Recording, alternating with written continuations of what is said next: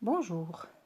Alors, nous allons voir ensemble une leçon de vocabulaire. Des mots qui se prononcent de la même façon. Regardez bien l'image à gauche. Qu'est-ce que c'est? C'est un gâteau au chocolat. Ça s'appelle comment? C'est un éclair.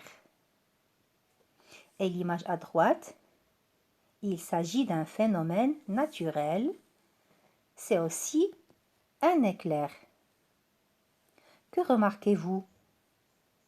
On remarque que les deux images ont le même nom. Ça se prononce de la même façon. Et aussi, ils ont la même orthographe. Ils s'écrivent de la même façon. Mais ils ne disent pas la même chose. Passons aux images suivantes. À gauche, on a un verre. Au milieu, vert, c'est la couleur verte.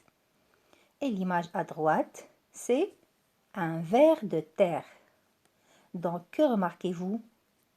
On remarque que les trois mots se prononcent de la même façon, mais ils ne s'écrivent pas de la même manière.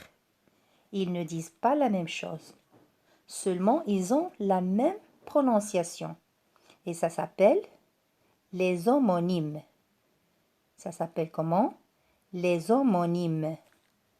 Donc, ce qu'on peut retenir, c'est que les mots se prononcent de la même façon, soit ils ont la même orthographe, comme clair, donc ils ne disent pas la même chose, soit ils n'ont pas la même orthographe, comme vert, mais ils se prononcent de la même manière.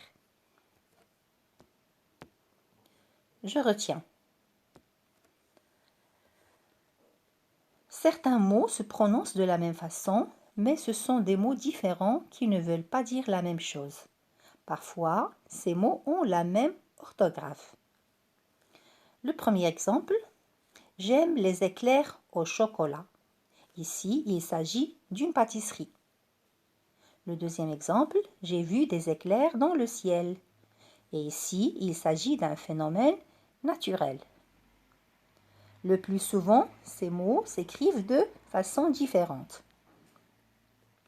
On voit bien sûr que ces mots ont un sens différent, mais ils ont la même orthographe.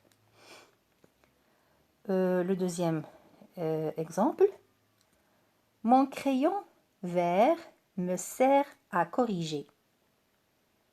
J'ai rempli mon verre de jus de fruits. Il y a un ver de terre dans le pot de fleurs.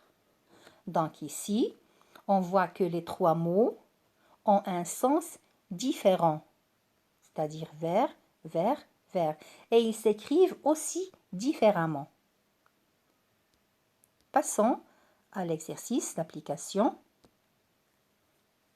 Complète la paire de phrases avec les mots qui s'écrivent de la même façon. Donc, 8, donc il manque un T. 8 plus 1, cela fait combien?